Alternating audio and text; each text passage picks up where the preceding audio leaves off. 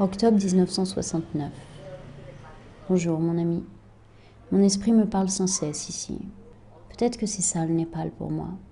Un temps de pause pour que tous les apprentissages jusque-là qui coulaient dans mes veines deviennent une feuille de brouillon où j'écris dans tous les sens. Des idées, des pensées, des compréhensions, des questions qui jaillissent, qui fleurissent. Le savoir se défait, se refait, se change, me change. Ne me dis pas, Clément, que tu comprends pas. Dis-moi Woodstock, dis-moi là-bas, dis-moi ton âme. Est-ce que les musiques et les hommes te tourmentent? Est-ce que nos paroles qui volaient avec les pavés pour tuer ce Paris bourgeois, tu les entends encore? Ce mai 68 qui crie si fort et qui conne le temps. Cet absolu renoncement quand j'ai choisi les hippies penseurs compagnons de voyage. Ce magique bus qui me prend tout entière à Istanbul et me jette dans les profondeurs de Katmandou. On pousse les portes et puis on met partout. Compagnons d'injection et amants d'ici me font entrer dans la danse psychédélique.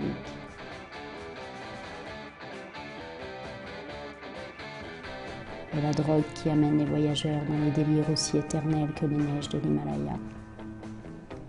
Si tu savais la souffrance parfois, d'aimer tellement, les gens, le rock'n'roll, les mantras. Je suis partie baigner mon âme dans les profondeurs de l'hindouisme.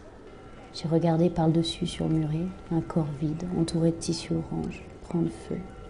J'ai pleuré. Des visions, des transes. J'ai perdu l'esprit, presque. Le mysticisme s'est saisi de moi.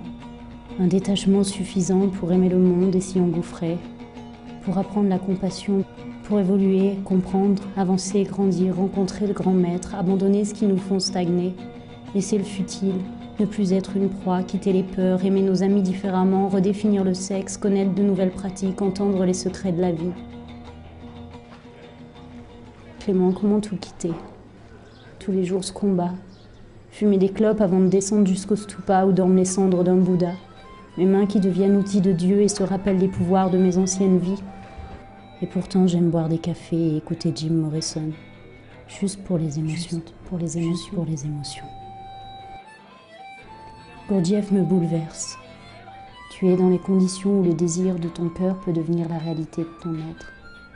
Reste ici jusqu'à ce que tu aies acquis en toi une force que rien ne peut détruire. Clément, dois-je rester? Dois-je rester pour toujours? Pourquoi vraiment dois-je revenir? Parce que Greg, parce que Yann, parce que Mémé Grazi et papa et maman? Pourquoi un jour je serai mère, alors que ça me fera quitter définitivement le monde qui m'appelle et que je dois apprendre? Mon ami, tu étais ma lumière la plus pure, la seule que je connais qui pouvait tenir dans ses mains mon âme pour qu'elle ne disparaisse pas dans trop de tourments. Et je pouvais alors continuer ma quête dans des profondeurs effrayantes sans plus me soucier que le fil à la réalité ne se coupe. Clément, à quand la fin de la route? Tous les jours, ce combat. Tous les jours. 1969.